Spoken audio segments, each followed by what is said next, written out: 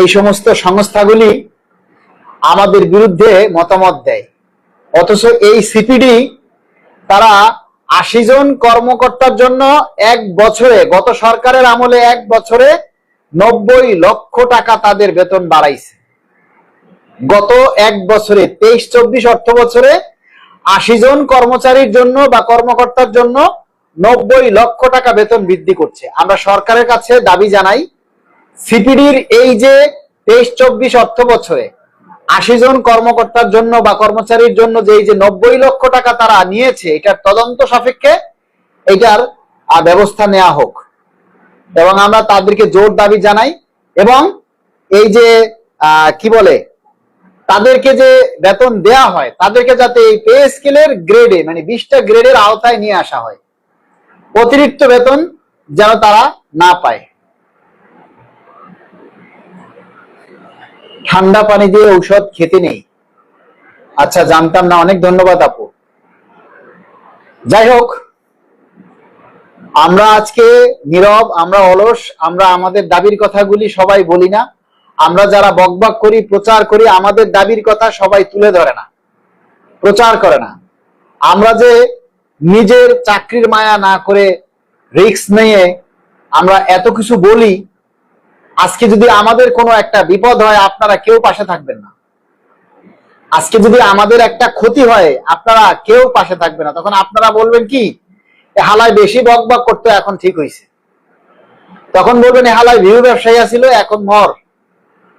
ঠিক এই কথাটাই আপনারা বলবেন। এমডি শামীম আহমেদ, আমরা কি আদৌ পে স্কেল পাবো? পে স্কেল পাবেন, ওই ন্যায় তরে সমান কথা।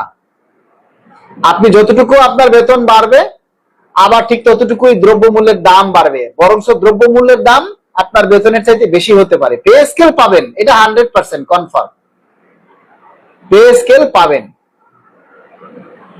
হাশেম হৃদয় লিখেছেন, সবাই শেয়ার করুন প্লিজ।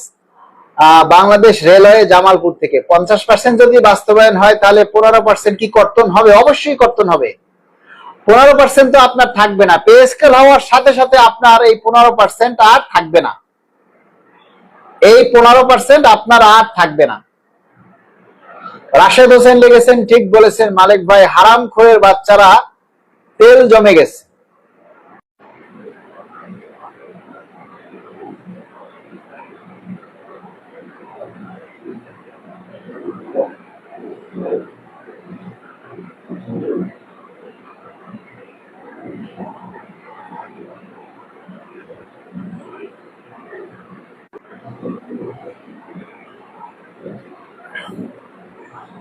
একটু নেট প্রবলেম ছিল, নেট কানেকশনটা দুর্বল ছিল, এই জন্য অনেকটা সময় আসলে কথা বলার সুযোগ হয়নি।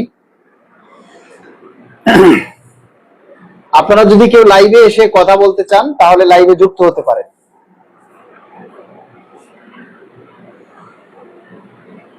আগামী 11 তারিখ বাজেট ঘোষণা হবে। অনেকেই মনে করতেছেন আজকে বাজেট শুরু, আজকেই মনে হয় সব ঘোষণা করবে। আরে না রে ভাই, সরকার শুধু পে স্কেল নিয়েই বসে নেই, সরকারের আরো অনেক কাজ আছে, সারা দেশ চালাতে হবে। আজ থেকে বাজেট অধিবেশন শুরু, বিভিন্ন আলোচনা চলবে, বিভিন্ন পর্যালোচনা চলবে, যাচাই বাছাই বিশ্লেষণ চলবে। এরপরে আগামী বৃহস্পতিবার বিকেল 3টায় মাননীয় অর্থমন্ত্রী মহোদয় বাজেট ঘোষণা করবেন। সেই বাজেটেই, সেই ঘোষণার মধ্যে দিয়েই আমাদের পে স্কেলের বরাদ্দের কথা বলবেন আমরা আশা করি। এবং আমরা সরকারের কাছে বিনীতভাবে অনুরোধ করব, সবাই মিলে অনুরোধ করবেন যে মাননীয় প্রধানমন্ত্রী আমাদের পে স্কেলের জন্য প্রয়োজনীয় বরাদ্দ যেন রাখা হয়, যাতে একবারে শতভাগ পে স্কেল বাস্তবায়ন করা সম্ভব হয়। সবাই এই দাবিটা করবেন, ঠিক আছে? সবাই এই দাবিটা করবেন যাতে এক ধাপে একবারে পে স্কেল বাস্তবায়ন করা হয়।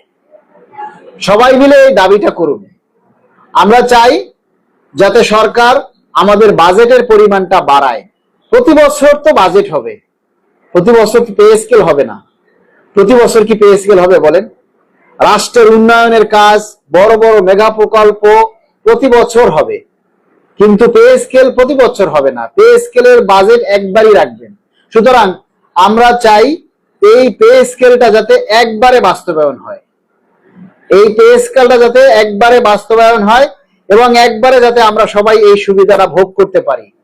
প্রয়োজনে অন্য বড় যে প্রকল্প আছে সেগুলিকে একটু কাটছাট করে আমাদের যাতে পে স্কেলের বরাদ্দটা বাড়ানো হয় এবং আমরা যাতে পে স্কেলটা সবাই মিলে একসাথে পেতে পারি, তাহলে হয়তো আমরা কর্মচারীরা কিছুটা লাভবান হব।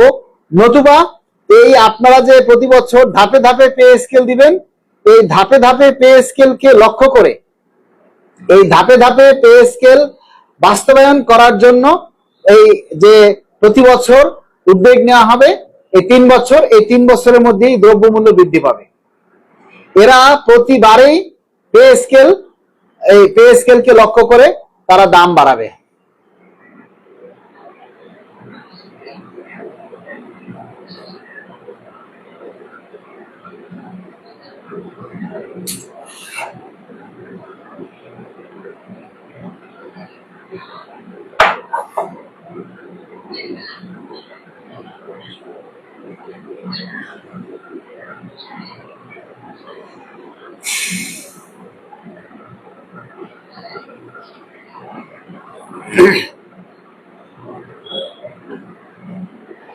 কর্মচারীরা কিছুটা লাভবান হব।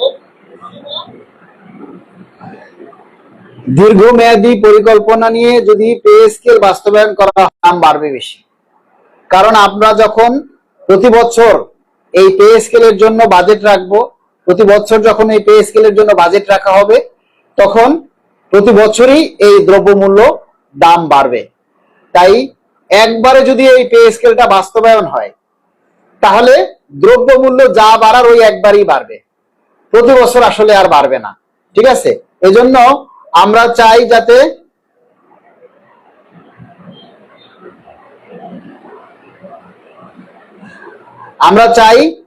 এই পে স্কেলটা যাতে একবারে বাস্তবায়ন হয়।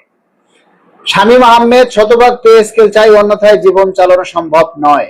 আচ্ছা, আপনারা যদি কেউ লাইভে যুক্ত হতে চান তাহলে লাইভে আপনারা আসতে পারেন।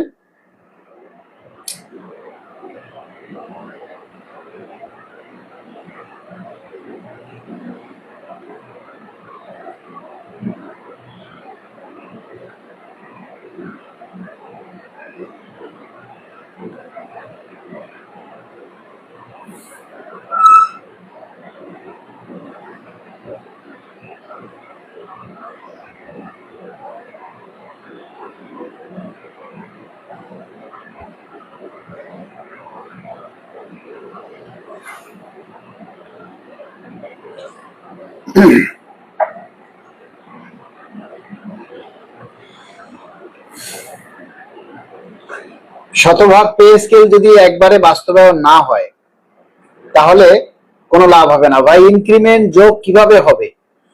আচ্ছা, ভালো কথা। 2015 সালের পরে 15 সাল পর্যন্ত আপনার যে ইনক্রিমেন্ট ছিল, সেই ইনক্রিমেন্ট ছিল আপনার যেই তারিখে জয়েন করছে তার সেই তারিখে ইনক্রিমেন্ট লাগতো। কিন্তু আইরেস সিস্টেম চালু হওয়ার পরে ইনক্রিমেন্টটা সবার 1 জুলাইতে চলে এসেছে। এই কথাটা আপনারা অনেকেই হয়তো জানেন বা অনেকেই জানেন না। যারা 2015 সালের পরে যাদের চাকরি হয়েছে তারা অনেকেই জানেন না যে এর আগে ইনক্রিমেন্টটা ছিল যেই তারিখে চাকরিতে যোগদান করেছিল সেই তারিখে তার বছর পূরণ হয় এবং সেই তারিখে তার ইনক্রিমেন্ট হয়। কিন্তু 2015 সালের পরে এই আইভাস সিস্টেমটা চালু হওয়ার পর সকলের ইনক্রিমেন্ট 1 জুলাইতে নিয়ে আসা হয়েছে। এখন 1 জুলাইতে যদি পে স্কেল বাস্তবায়ন করা হয় তাহলে 1 জুলাইতে আপনার পে স্কেলের ফিক্সেশন হবে আগে এবং সেই ফিক্সেশন হওয়ার পরে আবার আপনার ইনক্রিমেন্ট লাগানো হবে।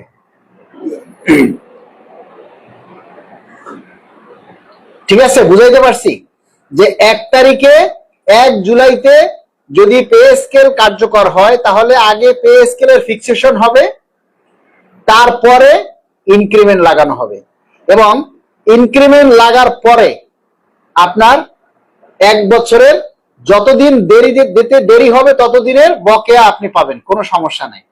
আমার মনে হয় যে 1 জুলাই থেকে যদি পে স্কেল বাস্তবায়নের ঘোষণা হয়, তাহলে 1 জুলাইতে সবার ইনক্রিমেন্ট বন্ধ থাকবে। ফিক্সেশন হওয়ার পর সেই ইনক্রিমেন্ট সবার যুক্ত হবে। আর যদি আপনার আগে ইনক্রিমেন্ট, ফিক্সেশনের আগে ইনক্রিমেন্ট যুক্ত হয়, তাহলে আপনার পুরানো স্কেলে ইনক্রিমেন্ট যুক্ত হবে। তাহলে আপনি ক্ষতিগ্রস্ত হবেন।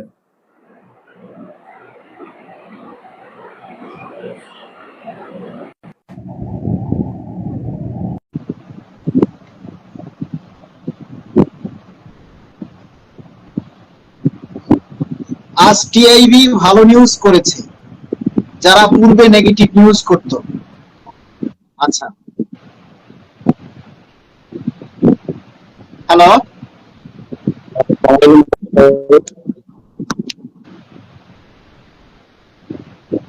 ভাই, কে যুক্ত হয়েছেন? আমি সুমিত রায়, জুনিয়র স্বাস্থ্য শিক্ষা অফিসার। জি বলিনি, বুঝিনি, আবার বলুন। আমি সুমিত রায়, জি, জুনিয়র স্বাস্থ্য শিক্ষা officer, civil surgeon Sylhet. Sylhet থেকে আপনাকে ইয়ে করছি। আচ্ছা আচ্ছা, জি বলেন। আসলে ভাই আমি অনেকদিন ধরেই আপনার প্রোগ্রাম গুলো দেখতেছি, আপনার এই সংগ্রাম গুলো আমি দেখতেছি। আমার অফিস সহ যে জায়গায় যাই শুধু আপনার কথাই হচ্ছে। আসলে সৃষ্টিকর্তা রিজিকের মালিক। তবে ভাই আপনি যে পরিশ্রম করে যাচ্ছেন, এটা আমার অন্তরের অন্তঃস্থল থেকে ভাই আপনার কাছে ঋণী থাকবে। আচ্ছা, আমরা তো আসলে পরিশ্রম করি সবার জন্য, কিন্তু সবাই তো আমাদের পরিশ্রমের মূল্য দেয় না। আমাদের 22 লক্ষ কর্মচারী, আমাদের এর ভিতর থেকে যদি মাত্র 1 লক্ষ কর্মচারীও যদি আমাদের এই দাবির কথাগুলি প্রতিনিয়ত প্রচার করে তুলে ধরে, তাহলে কিন্তু আমাদের এই দাবির কথাগুলি ভাইরাল হয় এবং সরকার আমলে নিতে বাধ্য হয়। দেখেন আপনারা, আমরা কয়জনে কথা বলি আর কয়জনে সেই দাবির কথাগুলি প্রচার করি বলেন? তাহলে কিভাবে আমাদের দাবি বাস্তবায়ন হবে?